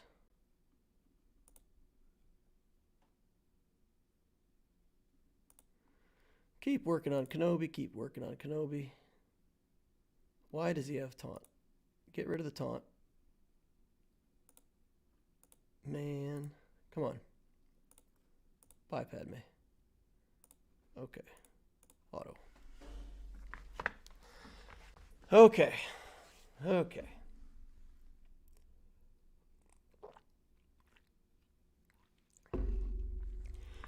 Yeah, these are kind of nail biters of battles, because it's just every team he put up is endgame team, you know.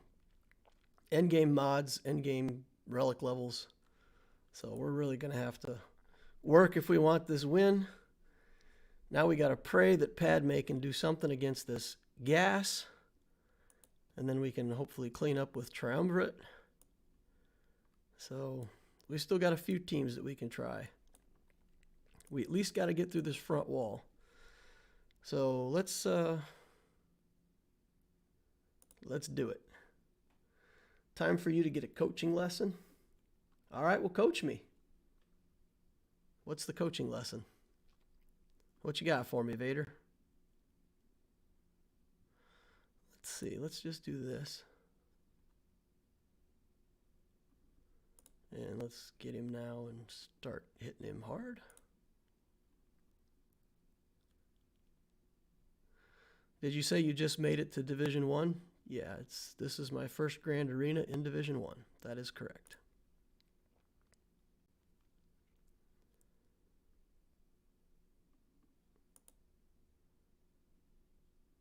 Okay. Come on, get that gas. All right, let's get courage going. Try to get some courage going. All right, now. Got to get Rex out of here. One turn too late on that Rex.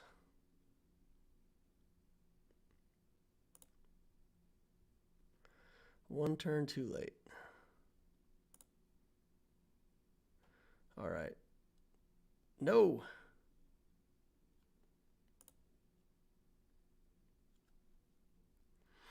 All right.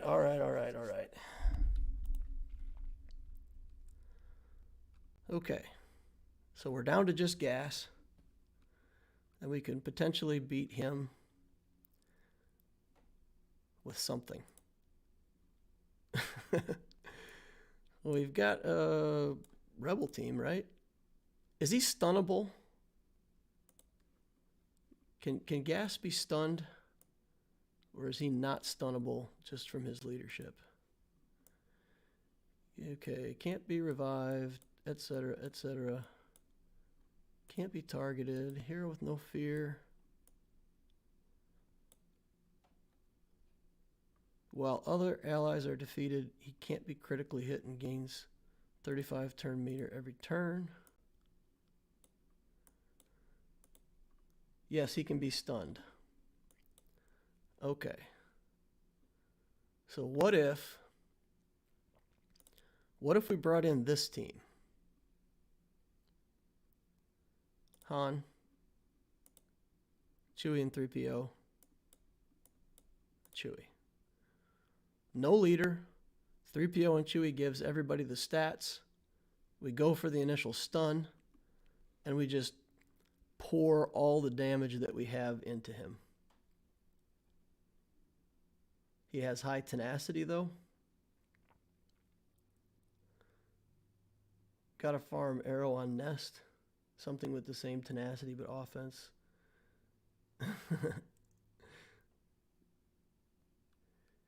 Well, I don't know. I don't think I can make Nest do everything. She's got her limitations, but yeah, the potency on Jedi Knight Anakin is the deal killer. Or Relic 9. I need to get Relic 9 on her. Just need Han and Chewie. Don't need 3PO. Use Wedge or Lando lead. I have Wedge, but I don't know what Wedge's lead looks like. Oops. Let's look at Rebels.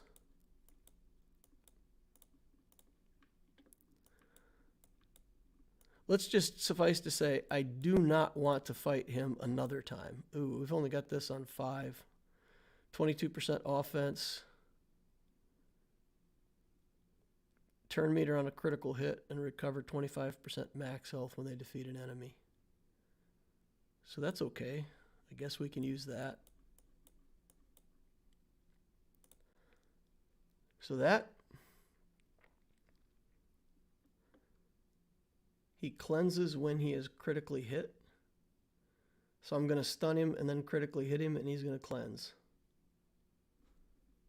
Is that right?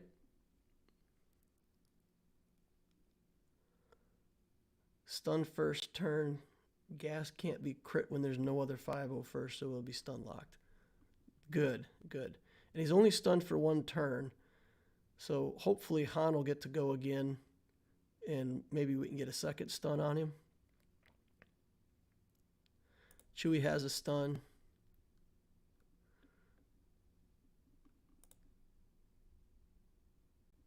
That was a stun. It said stun. It said stun. Okay. So there you go. Just put big hot laser bolts into my gun and let him have it. Okay. So now Triumvirate. Let's go in here and select a squad so we don't make any mistakes. Triumvirate. Nice, sweet overkill. I don't think that was overkill at all. I think if you got one turn, I'd be dead. It's that kind of a thing. So, all right. Flush these guys down. Okay. Let's isolate you for now. Get that over on Scion. Work on this Executioner. Work on the Executioner.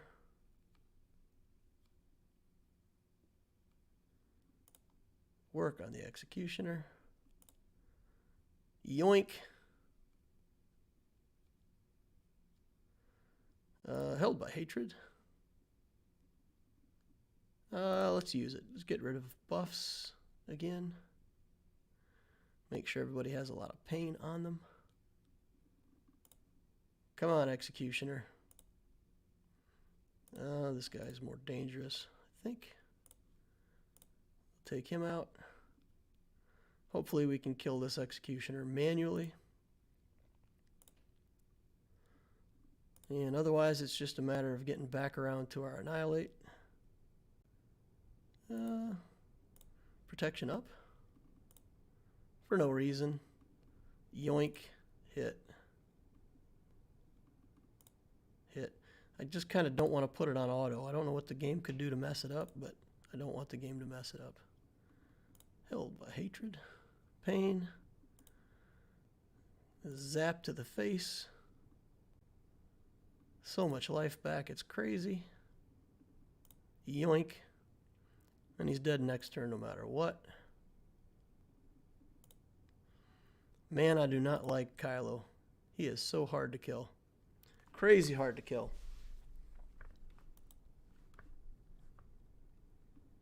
Okay. So now we get to see fleets. I just got to check what I put on defense here, because I don't think I put enough on defense anywhere to hold him up. So he will probably win both of these zones, beat something in this zone, and be able to take the battle because of that. All right. Let's get in here on fleets. Negotiator, we know what we got to do. This fleet, man, that's too bad. I don't think we're going to get both fleets. TIE Advanced, get that out of here. All right. Then we need that. And then we need some kind of other tank just in case. Just in case. I wish I had another big damage dealer that I could afford to put with this team. Wish. Okay, in we go.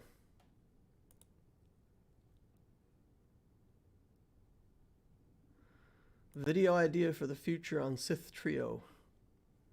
My Sith Trio is just some speed and a lot of durability. As long as they stay alive, they pretty much win, so that's how I modded them. Alright, we put that on Houndstooth so that it doesn't get turn meter. We stun Houndstooth. We target Jedi Knight Anakin. We pull an assist, hit him, assist. Now the Negotiator is going to do its skill. We can take the shuttle, put ability block on Houndstooth. Alright. Now we can do area effect on everybody. Put that underneath. We're just going to get speed on the shuttle. Pull in our first reinforcement. Kill Jedi Knight Anakin. Like clockwork so far. Alright, he reinforces with another tank, which he will do 7 more times for a total of 28 tanks on the field, I think. Correct me if I'm wrong, guys. I may have that wrong, but I do believe it's 28 tanks in the Negotiator fleet.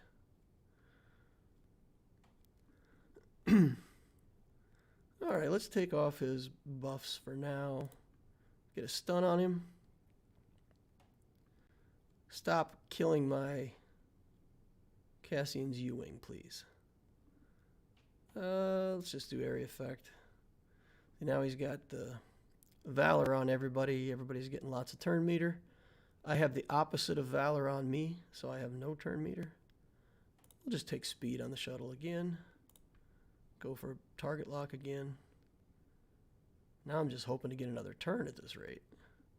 Alright, let's see if we can kill him. One shot. Get the foresight up.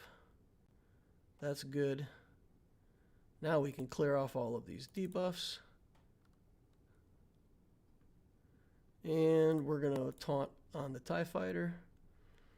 Clear that off of him so that we can get back here to Ahsoka's ship. Should finish her off. Alright. Pass it over. Big hit on 5s. Area effect to get damage over time on my guy. It's weird when you want damage over time on your own characters, but that helps him get more offense. Every time that damage over time hits, it's 15% more offense for me. Take his turn meter, pass it around, kill him. Okay, 61 banners. Cassian's U-Wing was sacrificed in the making of this victory, but we're okay. Alright, so what are these Geos? Gear 12 Geo. Gear 12 Geo. Gear 12 Geo. So my Geos are also Gear 12. My capital ship could potentially go a little faster than his to avoid the coin flip. So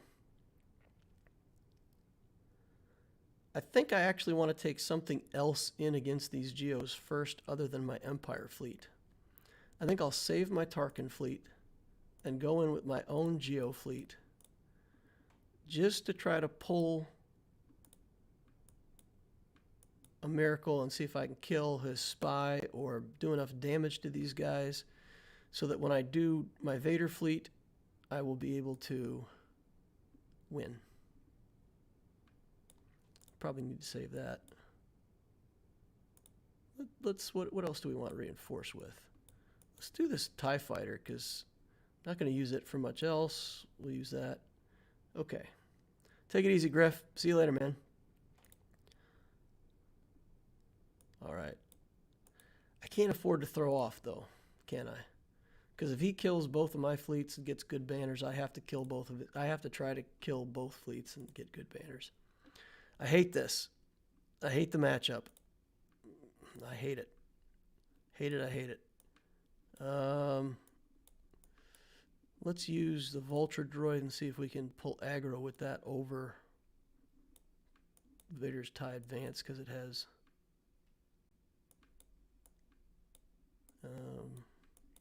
less hit points. We need something else that can do target locks. So we pretty much got to bring Maybe we just bring this in because it's fast. Get a target lock quickly. I'll bring these in for assists. And then use my Geo fleet to clean up if I'm stuck with a Geo fleet. I guess. All right. That Geo Spy is just such a threat. Just such a threat. Soldier. All right, let's just try to get a target lock up. Sunfac. Target lock. All right, we got 2 target locks. Now they have to target the bomber. So that's good. We're satisfied with that. Now the bomber can put bombs on, put everybody on fire. So many assists. Okay, can we kill the spy in 1 hit? Yes. Can we reinforce with something that calls an assist to kill Sunfac with the next hit? That went surprisingly well.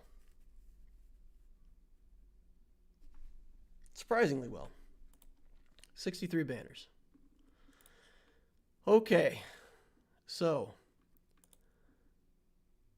last bits of business. We do have 2 teams over here that we can try. This team, I believe Mon Mothma can do something against this team. So we're going to give that the old college try.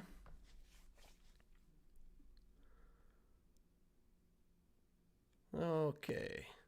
Somebody asked why I have a Relic 7 K2SO. For fun. This Relic 7 and Zeta, and this Mon Mothma team is pretty cool. It really does a lot of work and has this neat little gimmick, and I like it.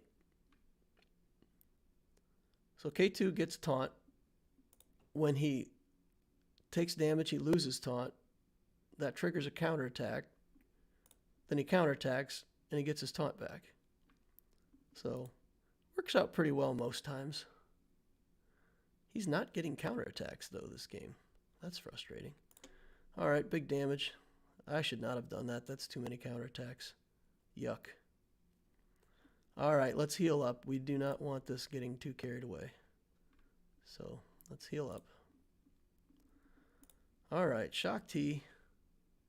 You are tougher than anticipated. All right. Keep working on him. Got to keep getting healing and protection back on this Chewbacca. Keeps getting taunt up. That is an inordinate amount of taunts.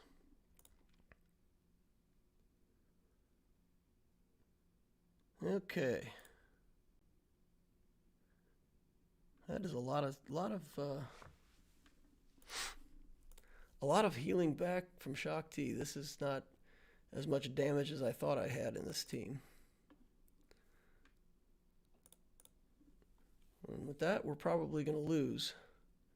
Once he gets leveled up to level 2, we do have a chance with the armor penetration skill that he could do something against 5s.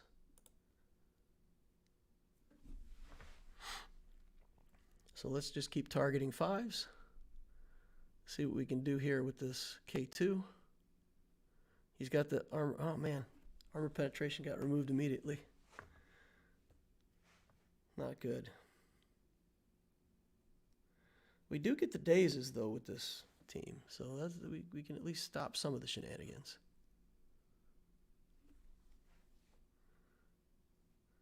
Okay, Division 1 always goes sideways. Yeah, kill Shock T. I tried killing Shock T. I didn't have enough damage when I had 3 characters to kill her. I'm just hoping to get something.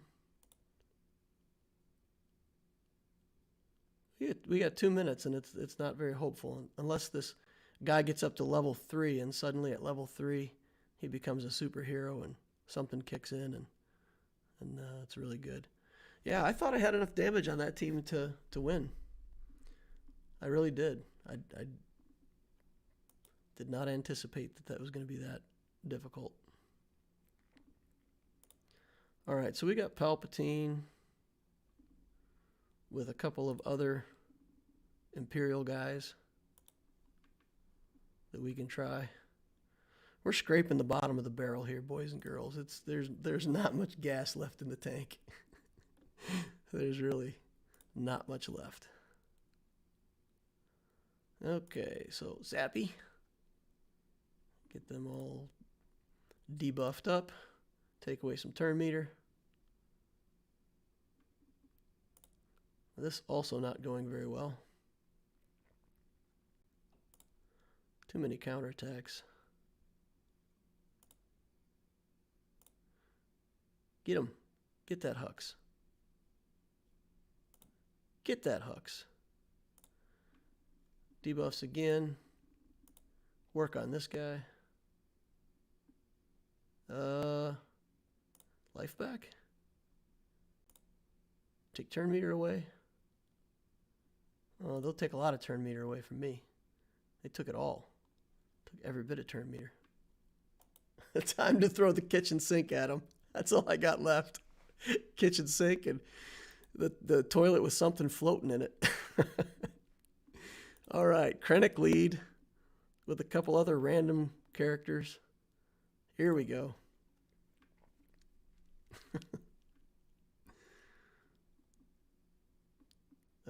Let's see. Let's just go for damage on him. Stagger. Turn meter.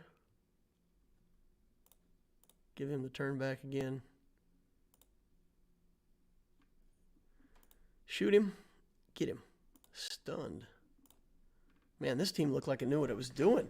Krennic. Huh? Look at that. I'll have to remember that. 3v3. Krennic. Kylo Ren masked.